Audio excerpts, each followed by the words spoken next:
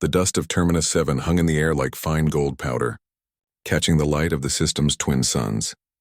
Dr. Sarah Chen stepped off the transport shuttle and immediately felt the weight of 1,000 alien eyes upon her. Not literally, of course. Some of the species gathered at this archaeological site didn't even have eyes in the traditional sense. But she could feel their attention, their judgment, their dismissal. The ruins stretched across the horizon in every direction. Massive structures of a dark, glassy material that seemed to absorb light rather than reflect it. They rose from the red soil like the bones of some ancient giant, their surfaces covered in intricate patterns and symbols that had puzzled the greatest minds in the galaxy for nearly half a century. Dr. Chen. The voice came from a being that resembled a collection of floating crystals, each one refracting light into rainbow patterns. This was Teshuvara, the site director and one of the Velkari's most respected scientists. Welcome to Terminus 7. We are pleased that the Council saw fit to grant humanity access to our research. The pause before pleased told Sarah everything she needed to know. The Velkari, like most of the elder species in the Galactic Council, viewed humans as newcomers, primitives who had barely figured out faster-than-light travel before stumbling into a galaxy already mapped, cataloged, and thoroughly explored by civilizations millions of years old. "Thank you for having us," Sarah replied, keeping her voice steady. Beside her, Commander Marcus Webb shifted his weight slightly. The military escort wasn't here for protection exactly, more like observation, making sure the humans didn't embarrass themselves or worse, break something priceless. Teshuvara's crystals chimed softly, a sound that Sarah's translator implant rendered as mild amusement. "Come, I will show you one of our excavation sites, though I must warn you, what has confused our finest minds for 47 years is unlikely to yield its secrets to newer perspectives." Sarah bit back a response and followed. They walked through what appeared to be a main plaza, surrounded by structures that ranged from the size of small houses to massive towers that disappeared into the clouds. Every surface was covered in markings. Geometric shapes, flowing curves, sharp angles, dots and lines in seemingly random arrangements. Some markings were tiny, barely visible unless you got close. Others were enormous, carved deep into the dark material and stretching across entire walls. The progenitors, Teshuvara explained as they walked, built on thousands of worlds across the galaxy. They were here long before any current species achieved sentience. 2 million years ago, they simply vanished. No bodies, no records we can understand, no explanation. "Just these marks," Sarah said, running her hand near one of the walls, careful not to actually touch it. "Indeed, we have cataloged over 17 million distinct symbols. Our quantum analysis computers have been running translation algorithms since the excavations began. The Tresh Collective has dedicated 17,000 minds to the problem. The Luminals have applied probability matrices across every known linguistic structure in galactic history."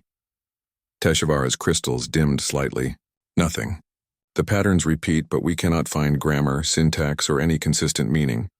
They entered a building that would have looked at home in any human museum. Clean lines, open spaces, good lighting, except the displays showed holographic projections of the mysterious markings, rotating slowly in 3 dimensions. Scientists from a dozen species moved between them, making notes, arguing in various languages that Sarah's implant struggled to keep up with. One section of wall had been removed and brought inside for closer study.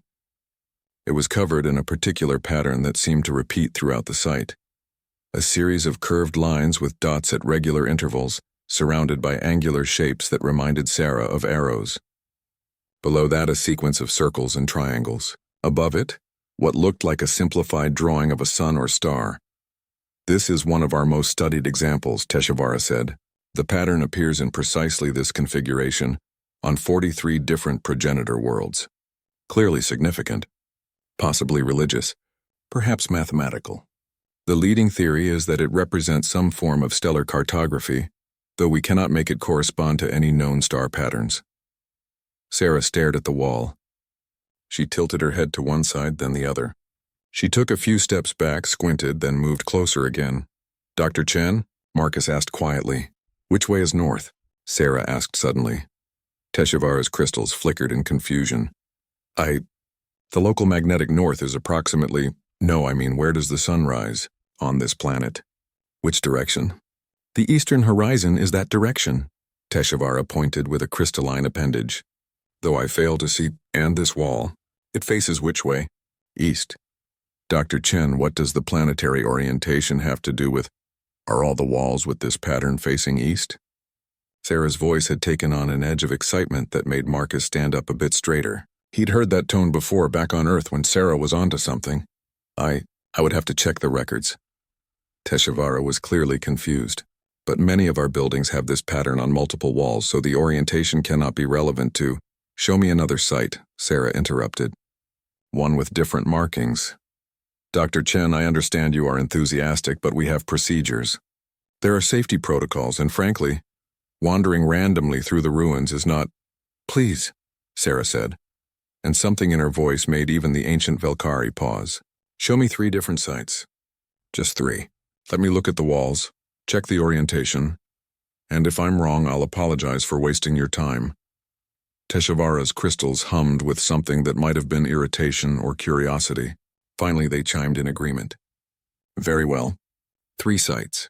Then perhaps you will understand why we do not encourage random tourism. Over the next 2 hours, they visited 3 different locations. A small structure near the landing pads, a large tower in the western section of the ruins, a half-buried complex that required them to descend 30 meters underground. At each location, Sarah did the same thing. She looked at the markings, asked about orientation, pulled out an old-fashioned paper notebook that made several alien scientists visibly recoil in horror, and sketched rapidly. Marcus watched her work, recognition growing in his eyes. She was moving the way she used to back in Chicago, when she'd navigate the old neighborhoods by reading graffiti tags and street art. Not like someone trying to translate a language, but like someone following a map. At the underground complex, Sarah suddenly stopped walking. She stood in front of a wall covered in particularly complex markings, her face going pale. These aren't a language, she whispered. Teshivara made a sound like shattering glass. Dr. Chen, I assure you we have considered every possibility. Poetry, mathematics, music, chemical formulas, quantum. No, Sarah said louder now. She turned to face the assembled scientists, and Marcus saw something in her expression that made him smile despite himself. Pure fierce certainty. You've been trying to translate these for 50 years. You're looking at them wrong. These aren't words, then what are they? Teshivara demanded. Sarah pulled out her notebook, flipping through pages of sketches. Give me 3 days. Full access to your orbital scans, your planet surveys, all the data from every progenitor site you've found. 3 days, and I'll show you what they really are. The chamber erupted in a cacophony of alien laughter, indignation and dismissal, but Sarah just smiled. She knew. She'd known the moment she saw that first wall. The progenitors hadn't left behind a mystery. They'd left behind something much simpler, something that any human who'd ever gotten lost in a city would recognize instantly. Teshivara agreed to Sarah's challenge, though not for the reasons she might have hoped. The Velkari scientist made it clear that this was a lesson in humility for the upstart humans. 3 days to solve what the galaxy's greatest minds could not. When Sarah failed, as everyone assumed she would, humanity would lose research privileges for a decade. Marcus thought it was a trap. Sarah thought it was perfect. The first thing she did was request access to the complete database, not just the markings from Terminus 7, but from every progenitor site ever discovered. 47 worlds, thousands of structures, millions of symbols cataloged over decades of painstaking work. The alien scientists handed over the data with barely concealed amusement. What could one human do with information that quantum computers had already analyzed to death? Sarah did something the computers hadn't. She printed it out. The administrative staff nearly had collective heart attacks, those that had hearts, when she requisitioned enough paper to print out survey maps of all 47 progenitor worlds. Physical paper. In an age where everything was digital, holographic, or quantum encoded. It's how I think, she explained to Marcus, who was helping her spread the maps across the floor of their temporary quarters. I need to see it all at once, touch it, move it around. The maps covered every available surface, walls, floor. Even the ceiling had a few taped up. Each one showed the layout of progenitor structures from above, with the positions of major marking clusters highlighted. Marcus picked up one map, studying it. What exactly are we looking for? Patterns, Sarah said, not looking up from her notebook. But not the kind they've been searching for. They're trying to find meaning in the individual symbols. I'm looking at where the symbols are placed. She spent the first day just looking, walking between the maps, comparing orientations, making notes in her increasingly messy handwriting. The alien scientists who checked in on her progress seemed disappointed that she wasn't running complex algorithms or building sophisticated analysis tools. She was just looking at paper. On the second day, she started asking for more data. Geological surveys, atmospheric readings, gravitational measurements, and one request that puzzled everyone. She wanted to know the exact position of every progenitor structure relative to local stellar bodies. Why do you need to know where the sun rises on 47 different planets? The Tresh Collective representative asked, their voice a harmonized chorus from their linked minds. Because direction matters, Sarah said simply. That evening, Marcus found her sitting on the floor surrounded by maps, tears streaming down her face. Sarah? He dropped to one knee beside her. What's wrong? Nothing's wrong, she said, laughing and crying at the same time. Marcus, it's so obvious. Once you see it, it's so damn obvious. They were trying to help people. The progenitors. They weren't trying to be mysterious or cryptic. They were trying to help. She pulled out her personal datapad, the one from Earth that she'd insisted on bringing despite the more advanced alien technology available. On the screen was a photo of a street corner in Chicago. A specific corner that Marcus recognized. Remember this intersection? By the old theater? Yes, Marcus said, confused. We used to cut through there when we were kids. What's on that wall? Sarah zoomed in on the photo. There, in faded paint, was a series of symbols. An arrow, a number, a simple drawing of a train. You remember what this meant? Marcus smiled despite himself. Blue line, 2 blocks north. Right, it's not art, it's not deep philosophy. It's a sign. Someone put it there to help other people find the train station. She grabbed the nearest progenitor map. Now look at this. She pointed to a cluster of markings near what the archaeologist had labeled as Structure 17. 3 curved lines with dots. You know what that looks like to me? Distance markers. Like mile markers on a highway. Marcus looked closer. But the alien computers analyzed these for linguistic patterns. That's the problem. They were looking for language. But these aren't words, Marcus. They're wayfinding symbols. Navigation markers. The kind of thing you'd see on a road sign or a trail marker. She jumped up, energized now, pulling maps down and laying them out in a new configuration. Look. Most spacefaring species develop navigation through telepathy or hive mind links or quantum positioning. They can just know where they are instinctively. Humans can't do that. We had to navigate by landmarks, by signs, by leaving markers for other people to follow. So you're saying, the progenitors navigated like we do. They used physical markers. And everyone else has been trying to read them like a book when they're actually just signs saying water this way or fuel depot 3 kilometers or turn left here. Marcus looked at the maps with new eyes. Once she pointed it out, he started to see it too. Patterns that weren't linguistic but directional, symbols that repeated at regular intervals like mile markers, clusters near what were probably entrances or intersections. Can you prove it? He asked. Sarah grinned. Give me until tomorrow. The third day, Sarah requested a meeting with the full scientific assembly. Teshuvara agreed, clearly expecting to publicly demonstrate human failure. The conference chamber was packed. Scientists from dozens of species all curious to see what the human had come up with. The general mood was amused skepticism. Sarah stood at the front of the room, her hands shaking slightly. Marcus stood to the side, trying to project confidence for both of them. For 50 years, Sarah began, her voice steady despite her nerves. You've been trying to translate the progenitor markings. You've used quantum computers, probability matrices, linguistic analysis. You've theorized they might be religious texts, mathematical formulas, or stellar maps. She pulled up a holographic display showing one of the most common progenitor symbol clusters. This pattern appears on 43 worlds, always in the same configuration, always near structures you've classified as ritual centers or administrative hubs. Teshuvara's crystals chimed impatiently. Yes, we are aware. We have not been able to determine its significance.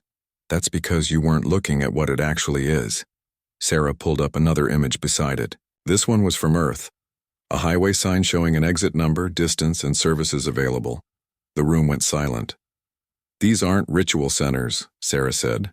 They're rest stops. Way stations. And this isn't a religious symbol. It's a road sign. It's telling travelers that there's fuel, water, and shelter available. The mysterious numbers aren't mathematics. They're distances. The geometric patterns are arrows, directional markers. She began pulling up comparison after comparison. Progenitor symbols next to human navigation signs. Trailblazes. Maritime navigation markers. Airport symbols. Subway maps, the curved lines with dots. Distance markers like mile markers on a highway. The simplified star symbol. It marks structures that are open to the sky, probably for spacecraft landing. These angular shapes you thought might be abstract art? They're arrows. Literally just arrows pointing the way. One of the luminal scientists, a being of pure energy contained in a force field, pulsed with confusion. But why would we not recognize navigation symbols? Because you don't use them, Sarah said gently. Your species navigates through quantum positioning awareness. The Velkari use crystalline resonance with magnetic fields. The Tresh Collective shares spatial information across their hive mind. None of you ever needed physical signs to find your way. But humans did. For thousands of years, we've been leaving marks for each other. Symbols to say safe path this way or danger ahead or town 5 miles. Teshuvara's crystals had gone very still. You are suggesting the entire progenitor civilization was simply marking directions. I'm saying every surface you've been studying isn't covered in mysterious texts. It's covered in signs, helpful practical signs. This building isn't a temple. It's labeled right there on the entrance. It says what it is, how to get in, and what you'll find inside. Once you know how to read wayfinding symbols, it's all clear. The chamber erupted in chaos. Some scientists were outraged. Others were fascinated. A few were already pulling up the data to check her claims. Sarah waited for the noise to die down. Then she pulled up one more image, a map showing all 47 progenitor worlds, with the major structures connected by lines. They didn't just leave signs on individual planets, she said quietly. They marked routes between stars, and all of those routes lead to the same place, a sector of space you've all marked as empty and unremarkable. She highlighted the region on the star map. But according to the progenitor navigation system, it's not empty. It's marked on every world as an emergency rally point, and the signs leading there all have the same warning symbol. The image appeared on every screen in the room, a simple but universal symbol that even the aliens could understand once it was pointed out, the kind of symbol that needed no translation. Danger, run, evacuate, now. The scientific assembly descended into chaos. Half the gathered researchers refused to believe what Sarah was showing them. The other half were frantically checking the data, and their silence spoke volumes. Teshuvara floated to the center of the chamber, crystals chiming loudly enough to cut through the noise. This is absurd. You are telling us that we have misunderstood the most significant archaeological discovery in galactic history because we cannot read. Street signs? Not just street signs, Sarah said, pulling up another comparison. Look at this structure you've designated as the Grand Archive. You've been trying to break into it for 20 years. Every species has tried. Force fields, matter disintegration, quantum phasing. Nothing worked. She zoomed in on the markings around the sealed entrance. You know why? Because it's not locked. It's just marked as restricted access. See this symbol? It's the equivalent of authorized personnel only. And this one? It's pointing to the actual entrance, the one you haven't been trying to open. It's around the side of the building. The maintenance entrance. A Tresh representative speaking with the unified voice of 17,000 linked minds broke the stunned silence. This can be tested. Send a team to the Grand Archive. Follow the signs. 2 hours later, Sarah stood with a small group in front of the Grand Archive. Marcus was with her, along with Teshuvara and a handful of other scientists who were willing to consider that maybe, just maybe, the human was right. The main entrance loomed before them, sealed as it had been for 2 million years, but Sarah ignored it. She walked along the side of the building, following markings that had been catalogued but dismissed as decorative elements. Here, she said, stopping at what looked like a blank wall. The symbols say maintenance access, emergency override, manual release. There is no door, Teshuvara said flatly. Sarah ran her hand along the wall following the pattern of symbols. They formed a sequence. Not a code, but instructions. Push this section. Rotate this 190 degrees, pull that one. Marcus helped her, following the directions literally written on the wall once you knew how to read them. There was a deep grinding sound and a section of the wall slid aside, revealing stairs leading down. The Velkari scientist crystals went completely dark, then flared with colors Sarah had never seen before. Shock, disbelief, embarrassment.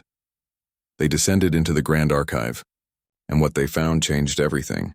Rooms full of what could only be data storage.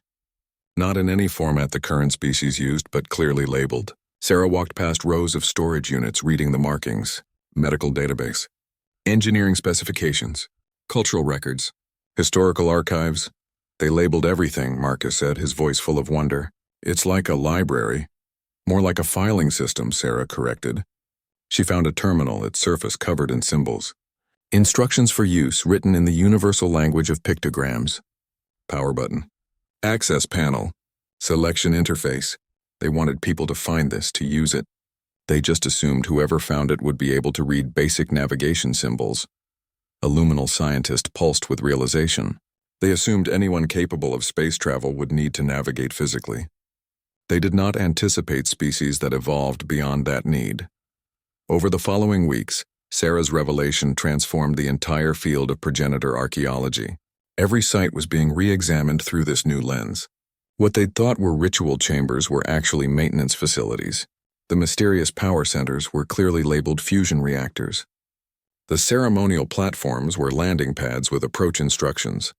Entire cities that had seemed like random collections of buildings suddenly made sense. They had street layouts, addresses, districts clearly marked for residential, commercial, and industrial use. The progenitors hadn't been mysterious or cryptic. They'd been organized and practical. But as more data was decoded, a troubling picture emerged. Sarah found it in what had been labeled as the Hall of Prophecies on Terminus 7. The walls were covered in symbols that previous researchers had tried to interpret as religious or philosophical texts. Sarah read them in 15 minutes. They weren't prophecies. They were emergency evacuation instructions. Marcus, get Teshivara. Now. When the Velkari arrived with a dozen other senior scientists, Sarah had already translated the entire chamber. Her face was pale. It's not a hall of prophecies, she said. It's an emergency broadcast center. These walls are repeating the same message over and over. A warning. Instructions for evacuation. What kind of emergency? Teshivara asked. Sarah pointed to a large symbol that dominated the central wall. It showed their galaxy as a simple spiral, and around it, approaching from outside, were shapes. Lots of shapes. The symbol was repeated throughout the warning, always the same. Always accompanied by the same modifier symbols: danger, extreme threat, extinction level. They called them the Devourers, Sarah said quietly.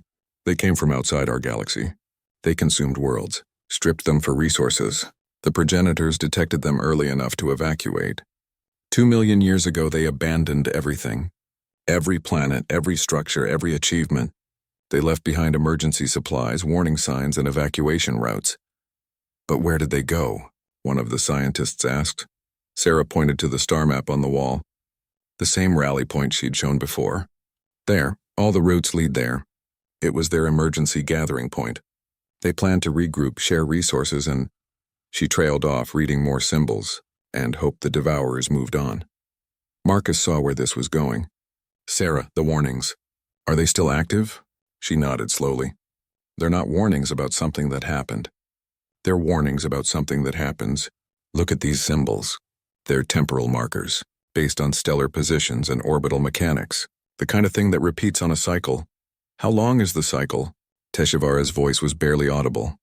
Sarah did the calculations in her head, checking them against the progenitor star charts.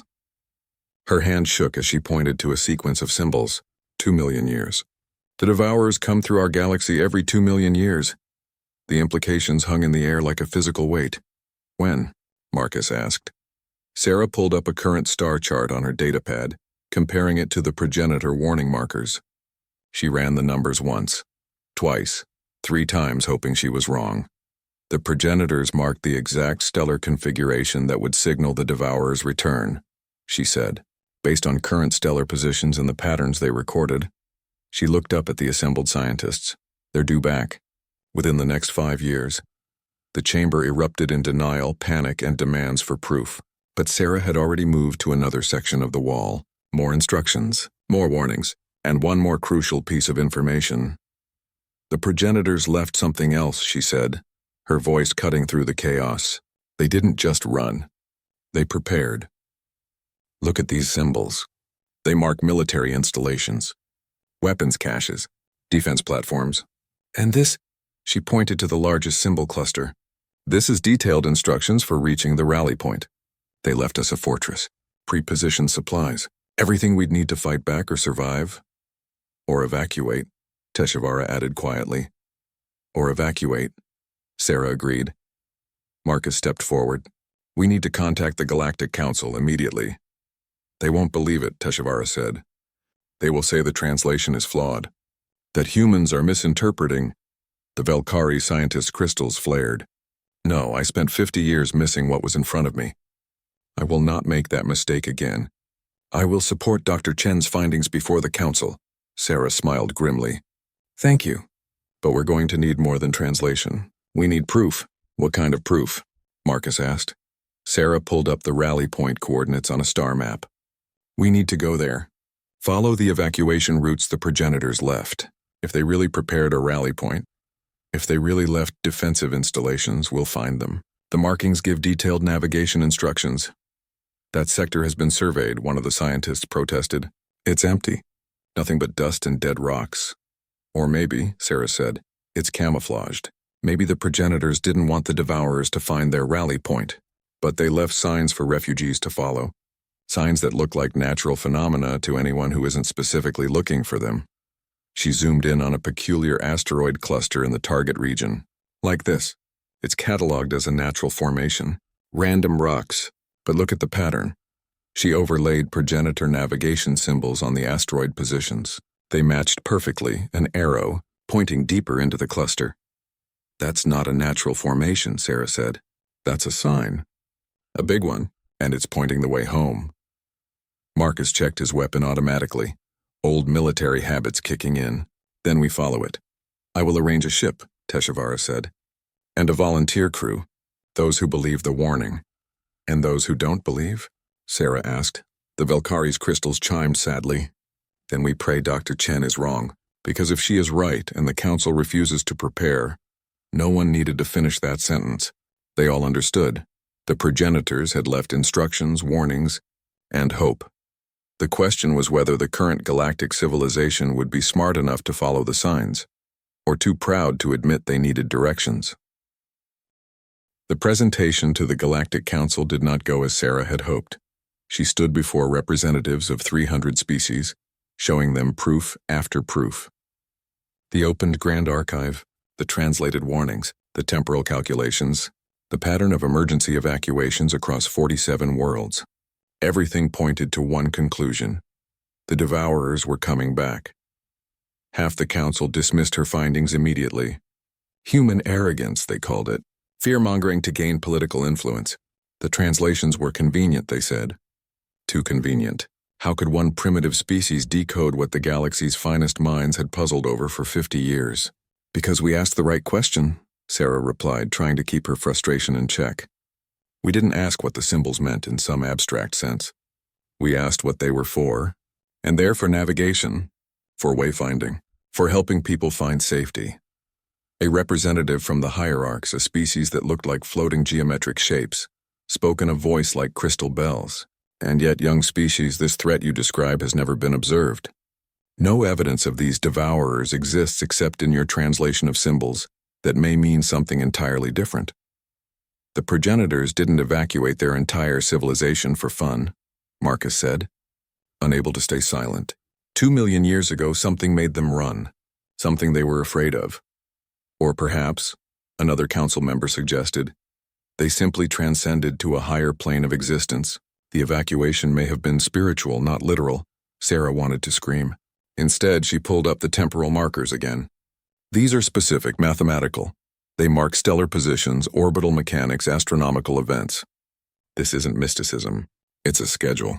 And according to that schedule, we have less than 5 years before nothing, the hierarch interrupted. You have no proof of any actual threat. Only symbols you claim to understand. Then let us prove it. Teshuvara spoke up, surprising Sarah. The Velkari scientist had become her strongest advocate. Give us a ship. A small crew. We will follow the evacuation routes to the rally point coordinates. If Dr. Chen is correct, we will find the installation the progenitors prepared. If she is wrong, we will admit error and accept whatever judgment the council sees fit. The council debated for hours. Finally, they reached a compromise. Sarah would get her expedition. 1 ship, 1 month. If they found nothing, humanity's seat on the council would be suspended pending review. If they found something, the council would reconvene to discuss appropriate action. It was a trap, Sarah knew. They expected her to fail. They wanted her to fail. It would put the upstart humans in their place. But she also knew she was right. The signs were clear. The progenitors had left a trail, and she knew how to follow it. The ship they provided was a science vessel called the Quantum Dawn, not a military ship, which was probably intentional. The crew was small.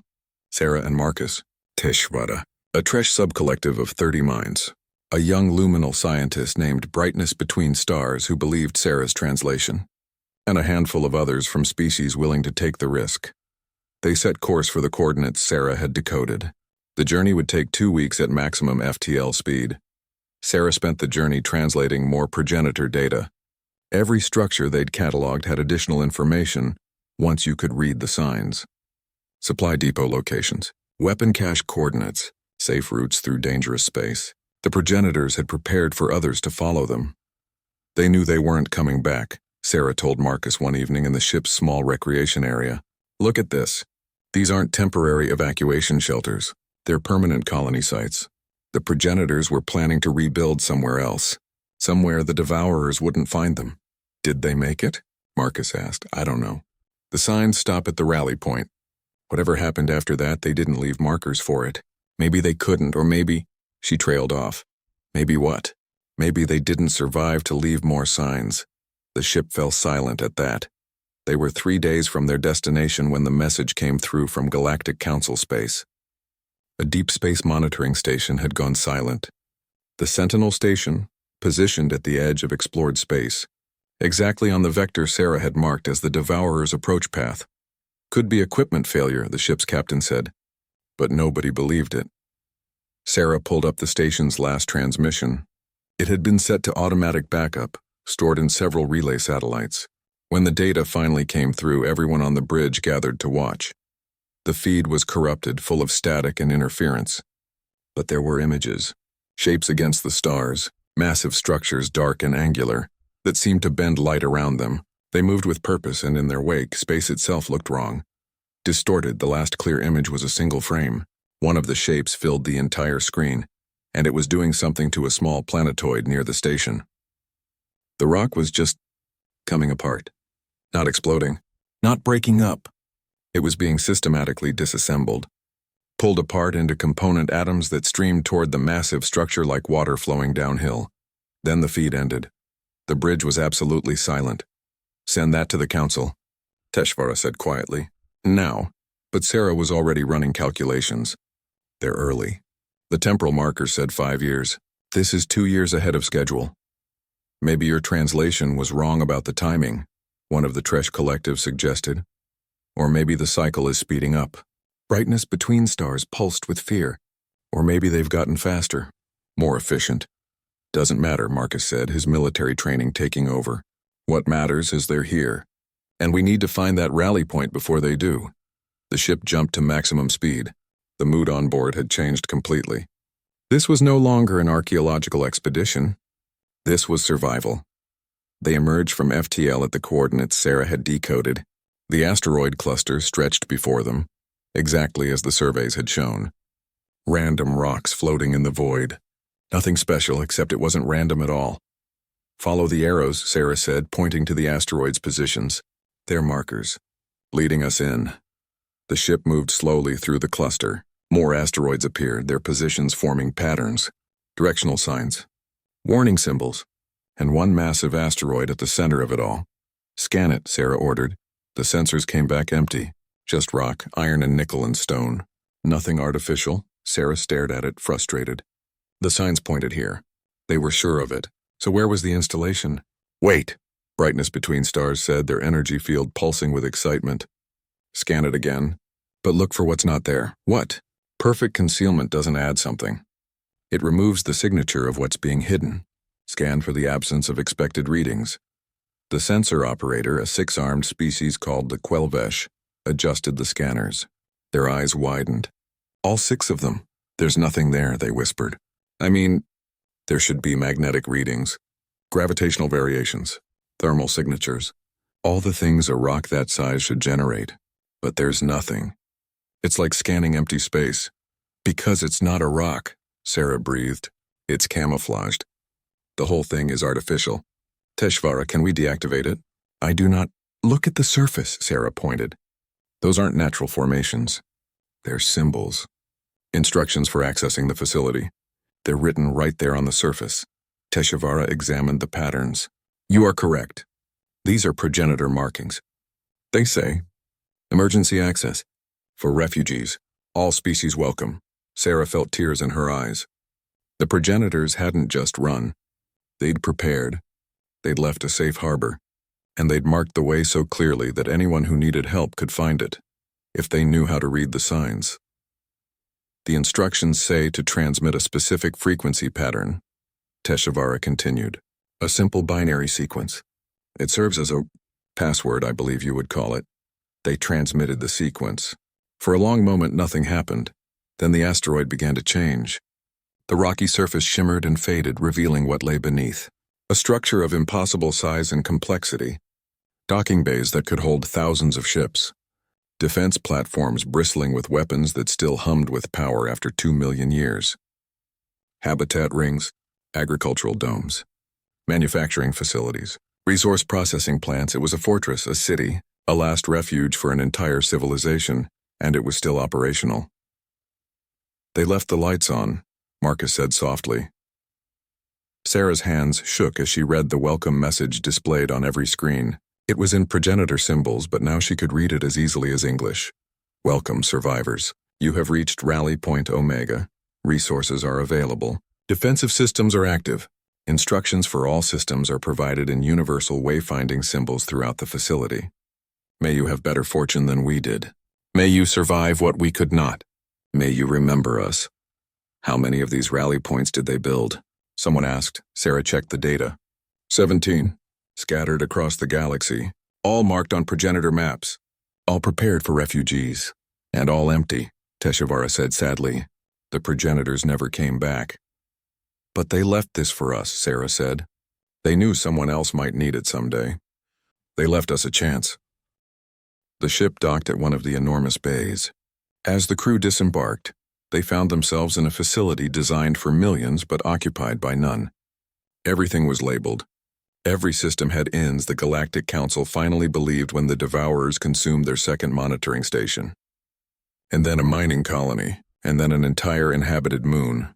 Species that had dismissed Sarah's warnings now scrambled to activate their defenses. But their defenses had been designed for war with other species, not for entities that could dismantle planets. The first defense fleet that engaged the Devourers was destroyed in 14 minutes. They never even managed to scratch the massive harvester structures. Panic spread across civilized space like wildfire. Sarah's crew at Rally Point Omega received hundreds of desperate messages. Species wanted to evacuate. They wanted the coordinates.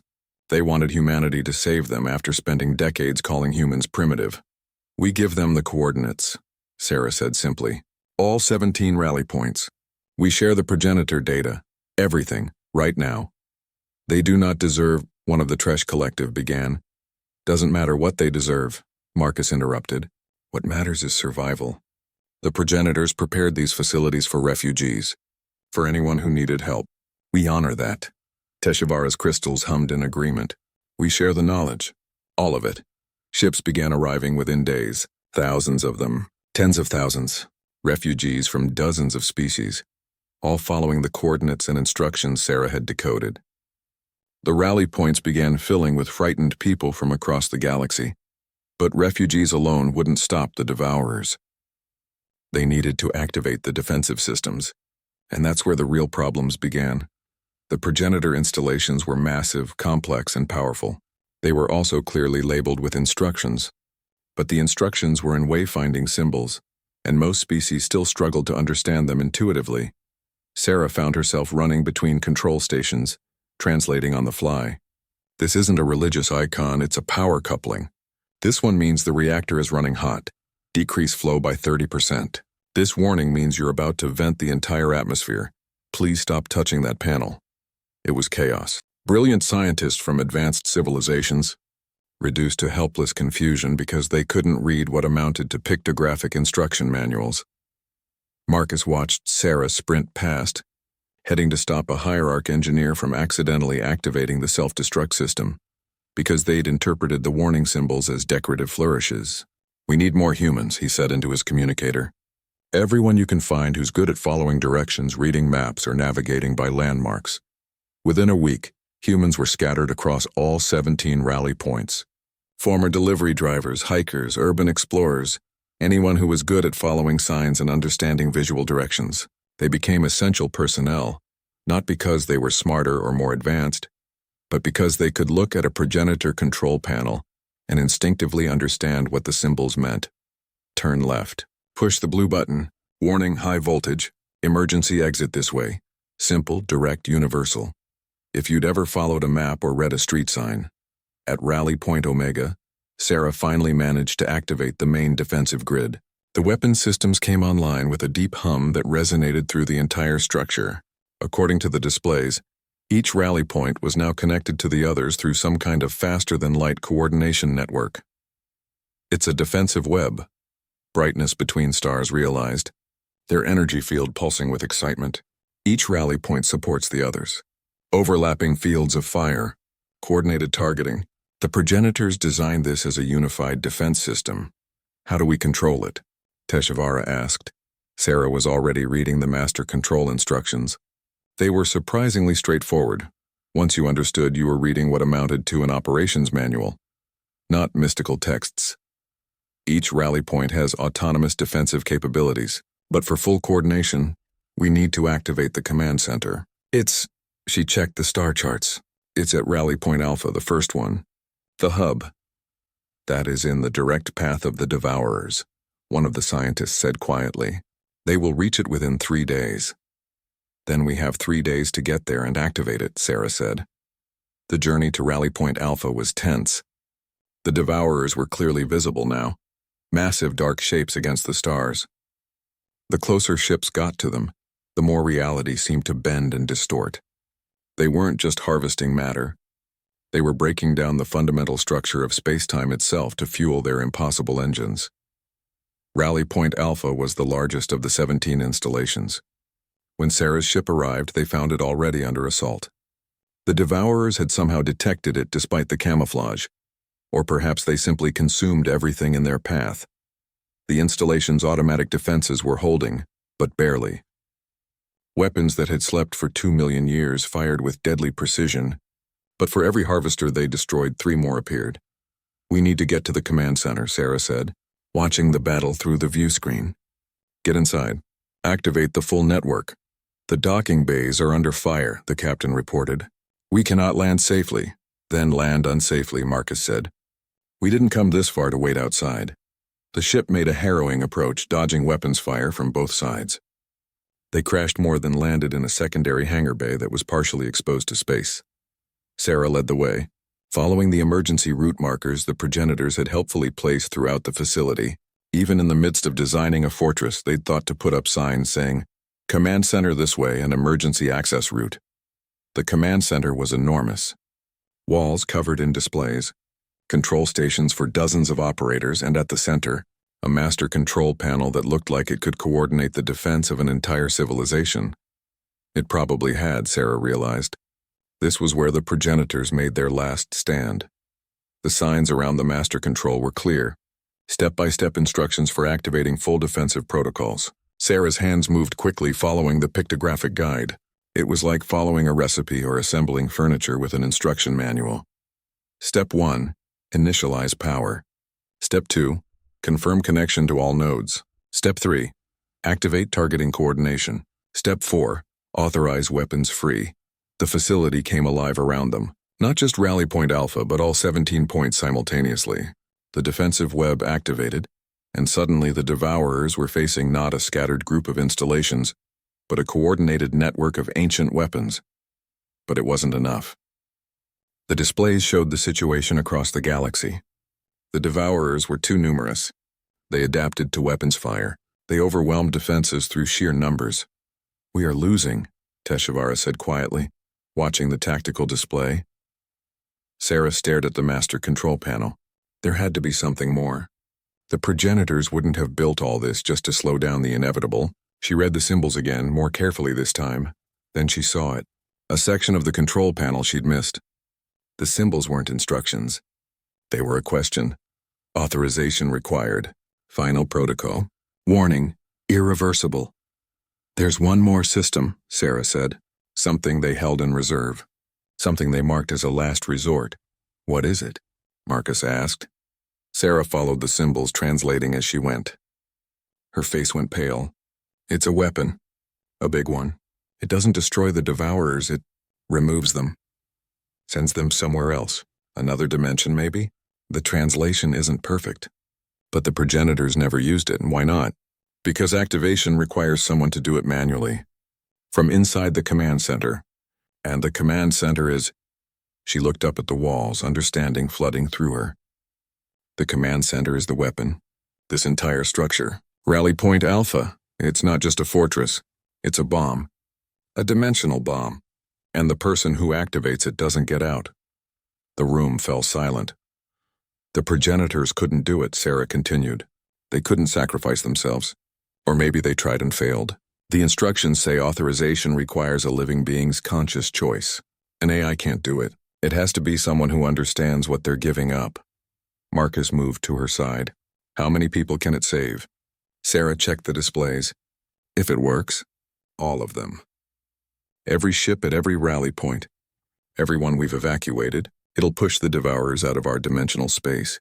Maybe permanently, maybe just long enough for everyone to escape." The progenitors weren't sure. "Then we do it," Marcus said simply.